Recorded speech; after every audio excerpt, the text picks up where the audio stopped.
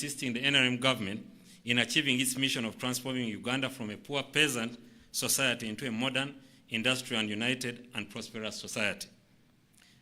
Your Excellency, it is worth noting that in the first year of the operationalization of this act, the judiciary has registered significant achievements, and I am sure the Chief Justice will highlight those.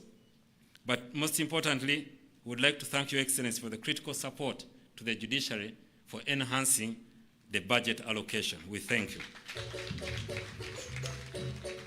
Your Excellency, currently I'm working hand in hand with the judiciary to submit to Cabinet for its approval the principles for the bill to amend the Judicature Act to increase the number of justices of the Supreme Court from 11, including the Chief Justice, to 21, the number of Court of Appeal justices from 15 to 56, and a motion for a resolution of Parliament to increase the number of judges of the High Court from 83 to 151, as was approved at the Cabinet sitting of 9th August 2021. On this day, Your Excellency, debate must be had as to whether we as advocates in this country are performing our role in accordance with the set laws, principles, values, and the expectations of the public that we serve, or whether our conduct is wanting in various aspects.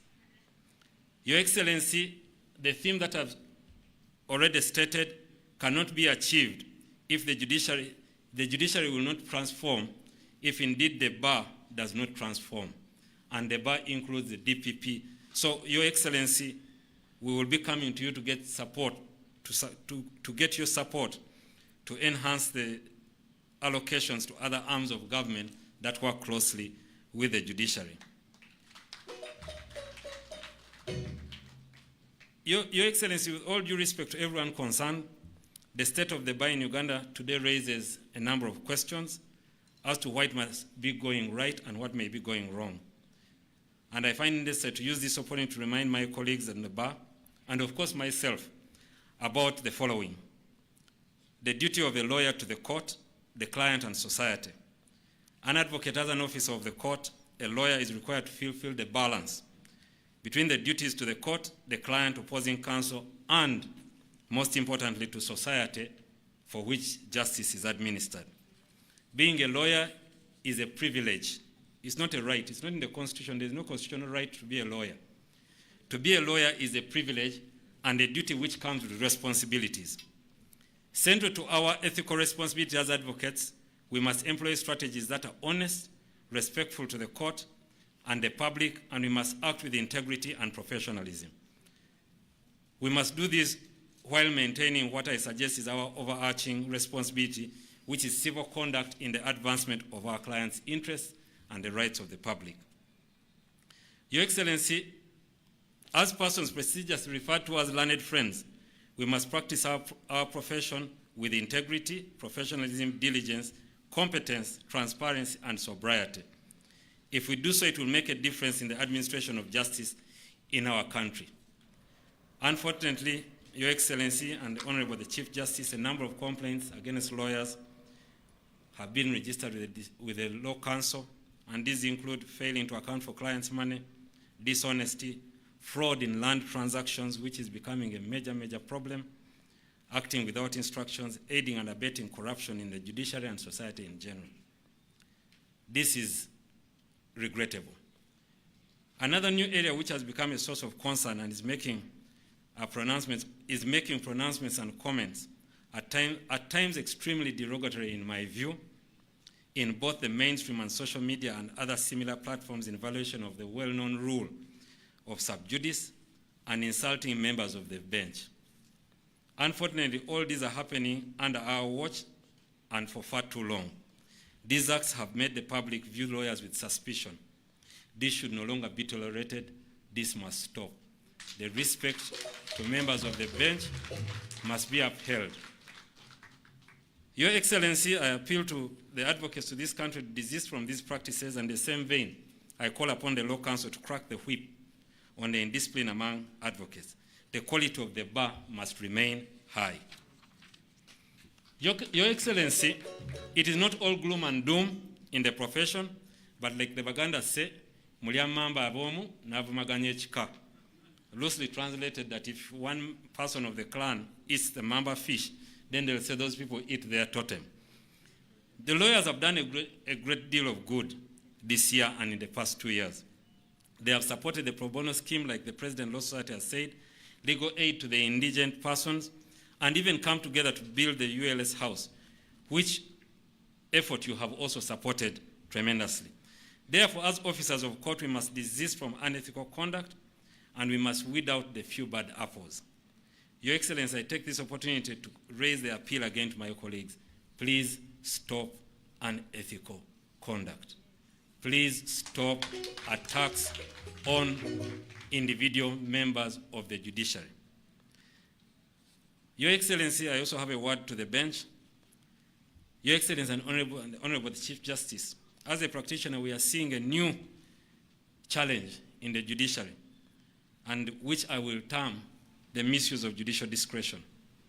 We are seeing a lot of judgments from some quarters in the judiciary which are simply unbelievable.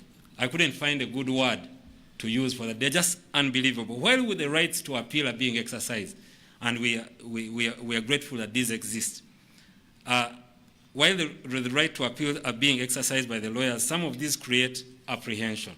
Some of the things that we get are. So while as the bar we do our part, we do expect that the bench will do its part fairly and rationally. Our commitment, Your Excellency, and Your Excellency and the Honorable the Chief Justice, I conclude by saying that as government and the bar, we are committed to work together with the judiciary and to give it the support it requires to deliver timely and quality justice to the people of Uganda. In the same vein, I call upon the leadership of Uganda Law Society and its members to move together with the judiciary, as it has always done, towards a transformed judiciary that we all want. I wish you all an effective and successful new law year 2022 for God and my country.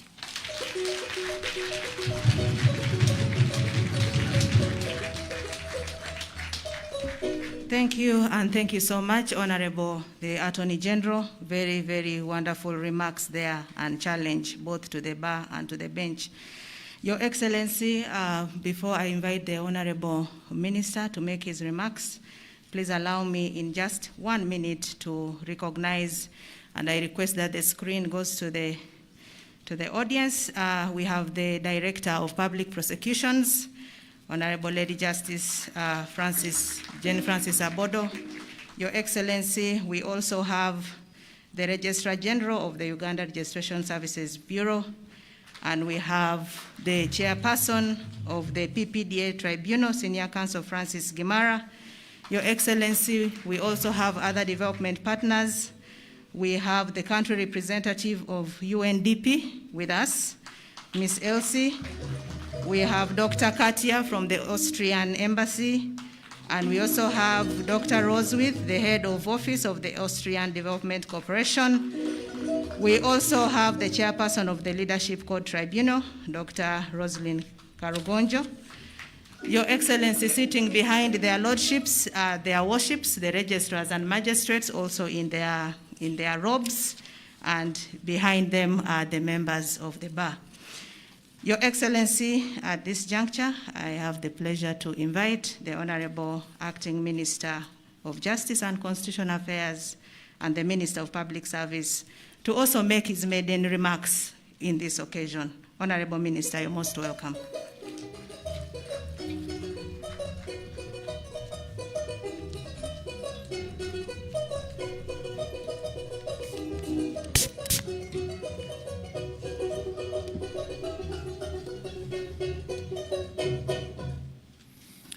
Your Excellency the President,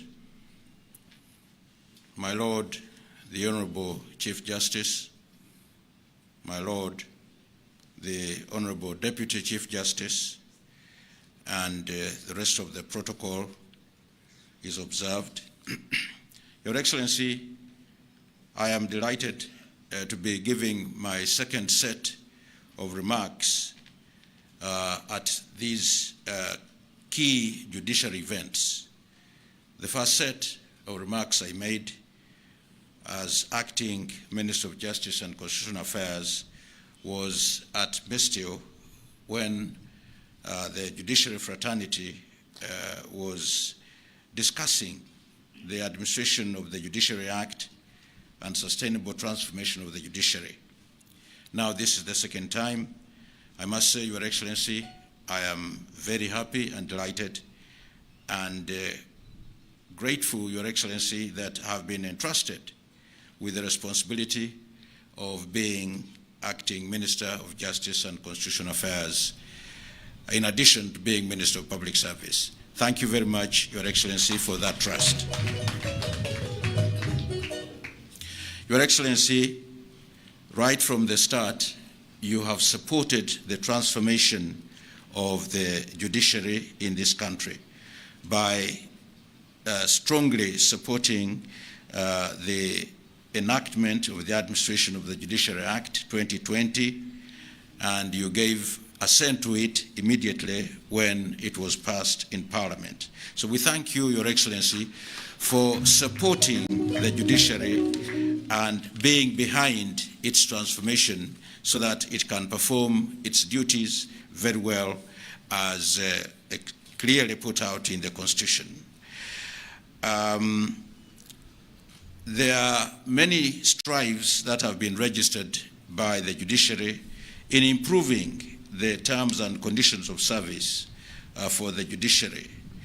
And of course, also in making sure that we have a bigger number of the judicial officers so that the administration of justice is not only prompt but is fair and it serves everybody to his or her satisfaction.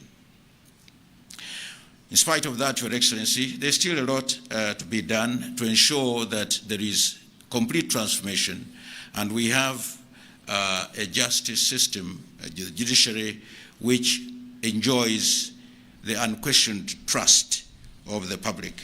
So we need, Your Excellency, your support and the support to other government organs, the ministries and departments, which together must work with the judiciary to ensure that the dispensation of justice in the country is satisfactory.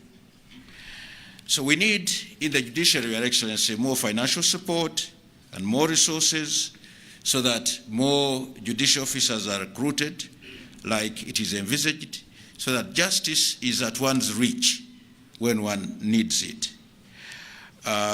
We also need your support, Your Excellency, to approve the structure of the judiciary to take care of the non-judicial staff of the judiciary.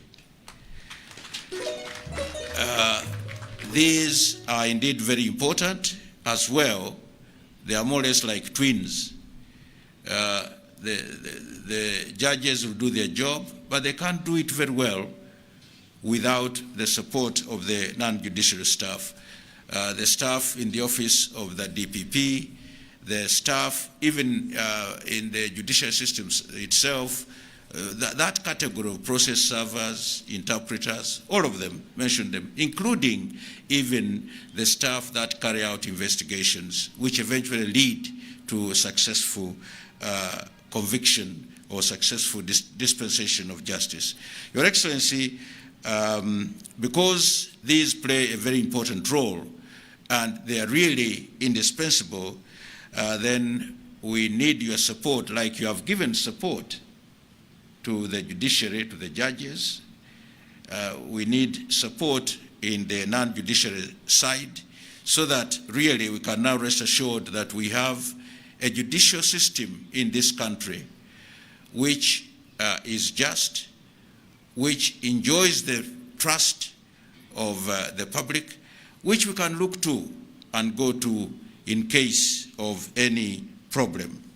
Your Excellency, I would like to thank you once again for gracing this occasion and also for always supporting the judiciary. And when we come, Your Excellency, in Cabinet or elsewhere, to again put to you some of the challenges which are now arising, then you will obviously give us our support in the full confidence that when this support is given, it will not be put to waste. I thank you, Your Excellency, and the rest of us for listening to me. Thank you very much.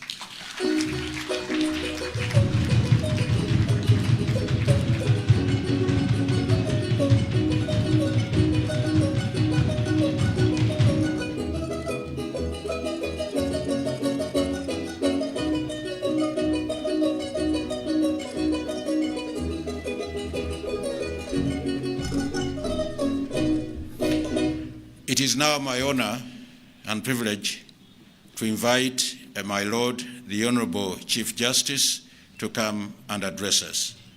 My Lord.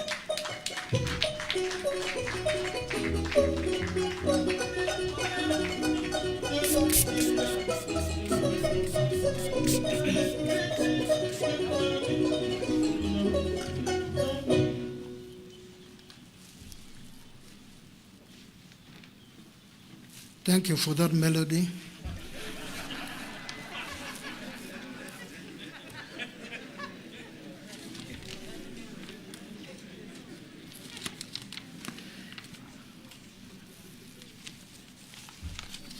Your Excellency, the President of the Republic of Uganda, my Lord, the Honorable the Deputy Chief Justice, the Honorable Acting Minister of Justice and Constitutional Affairs, and as well Substantive Minister of Public Service, the learned Honorable Attorney General and Head of the Legal Bar, the Honorable Justices and Judges of the Courts of Judicature, Your Excellencies, Ambassadors, High Commissioners, and other members of the Diplomatic Corps here present, Honorable Members of Parliament, Your Grace, the Archbishop of the Church of Uganda, the Director of Public Prosecutions, the Inspector General of Government, the Chairperson or Representative of the Judicial Service Commission, the Chairpersons of other constitutional commissions, the Head of the Civil Service and Secretary to Cabinet, Heads of jealous institutions, members of the constitutional commissions, the permanent secretary to the judiciary, the Solicitor General, Your Worship, the Chief Registrar, the Inspector General of Police, the Commissioner General of Prisons, Your Worships, the registrars and magistrates, the President, East African Law Society, the President, Uganda Law Society, learned senior counsel and distinguished members of the bar, the senior administrators and staff of the judiciary, members of the Fourth Estate, distinguished guests, ladies and gentlemen.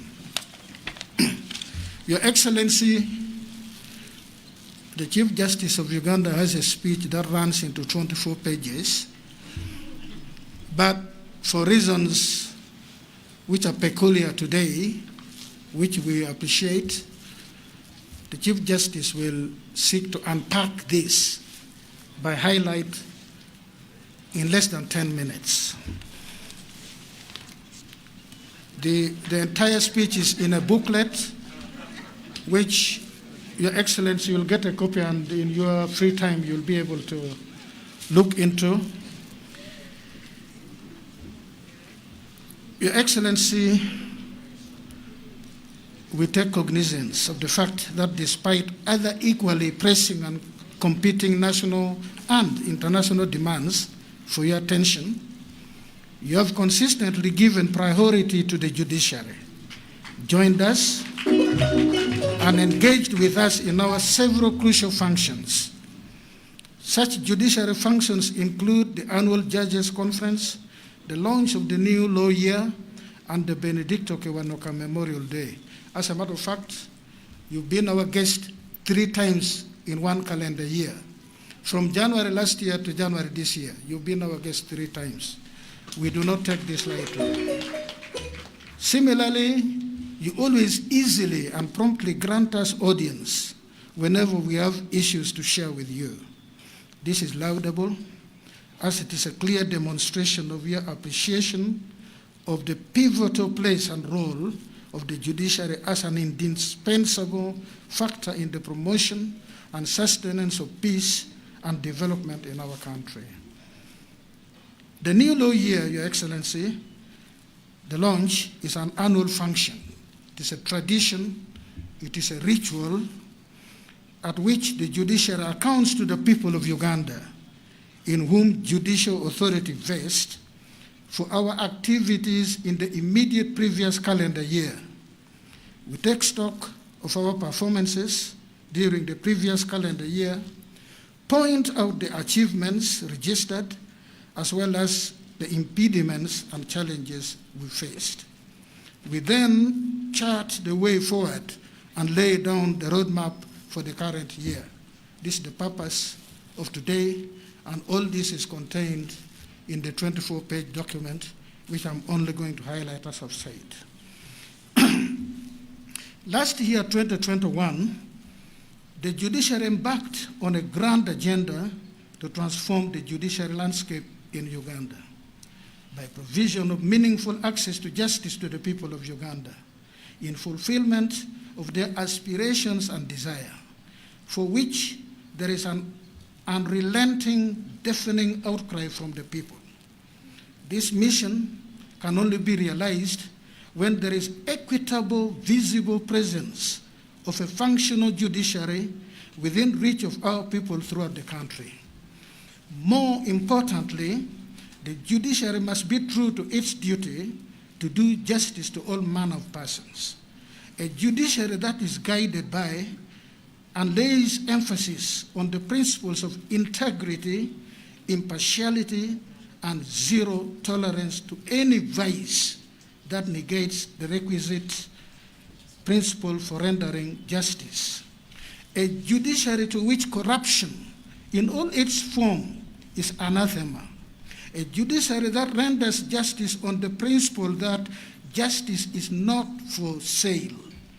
It is only then that we will have truly afforded the people the much cherished access to justice.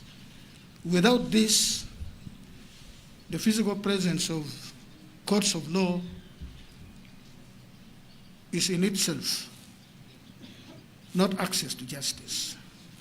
It must be quality justice, it must be affordable, it must be run by people in whom people have confidence.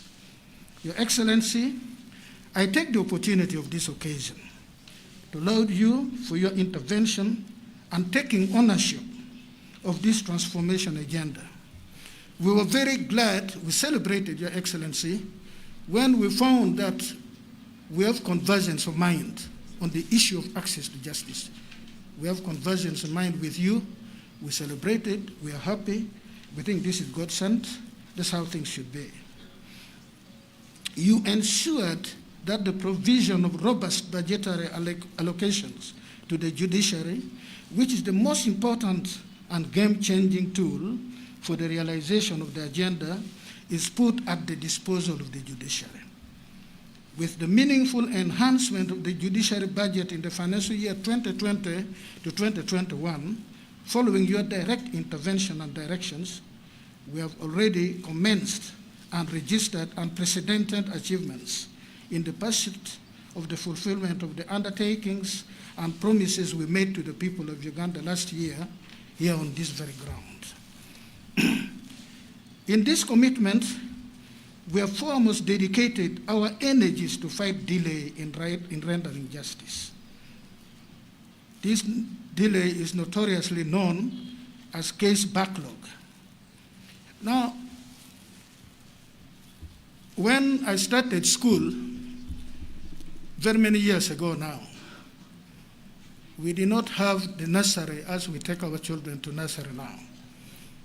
We did both nursery and P1 together by writing on the sand, and then you're promoted to writing on a tablet.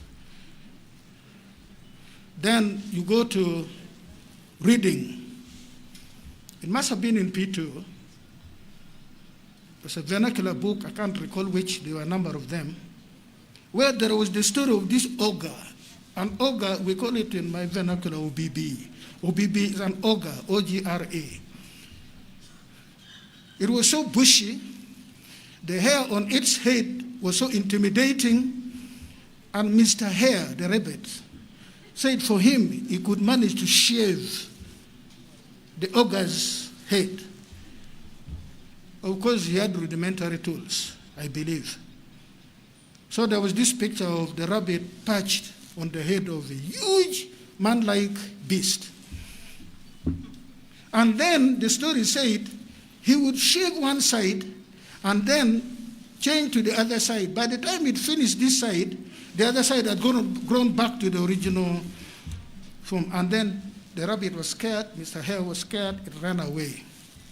Your Excellency, that's the problem of backlog. That we have few judicial officers, they do their very best. Maybe it is judicial work where we do not have the tradition of 8 to 5, 8 in the morning to 5. Because we go home, you must prepare for tomorrow, write the ruling. So really, for us, we work overtime. Every day, it is part of what comes with the territory. That every year, we record successes in disposing of cases. But in the new law year like today, the number of cases that is turned over to the following year is more than what we have disposed of. The real story of that ogre. Now, if Mr. Hare had persuaded 3 other rabbits so that there is one on this side, there's another one on this side, and another one perched on the head, I think they would all have completed at the same time and rested before they come back to shave. That is the purpose for our cry for manpower in the judiciary. The solution begins with enough judicial officers, then you can bring in technology and the other things. So it is our plea that this backlog, you leave it to one Mr. Hare, it will never go. It will be a chronic problem. It is already a chronic problem. Now, part of our design to fight this backlog, to bring justice nearer to our people. Your Excellency, you're already aware, we've agreed there must be magisterial courts, districts, and constituencies. And for you, for which, again, I hail you, you say it is not enough for constituencies, we must go to the sub-counties. And we are headed there by the grace of God. I'm glad to report that because of the enhanced budget, this financial year ongoing, we are able to operationalize new high court circuits in this country, namely in Moroto, this financial year, before end of June, Moroto, Tororo, Iganga, Luero, Hoima, and Rukungiri. These ones will start functioning this year. We will continue to pursue ICT and other technological innovations, and will continue to enhance human resource capacity, numbers, skills, motivation, and so on and so forth. Now, Your Excellency, when our budget was enhanced from 199 to 376, as I said before, it was a game changer. You'll be able to read what we've done with that capacity. It is all tabulated, it is all stated here. It would take me an hour plus to do that. We do not have that time. We have seriously taken on alternative dispute resolution interventions, plea bargaining, which is gaining ground. The fellow who's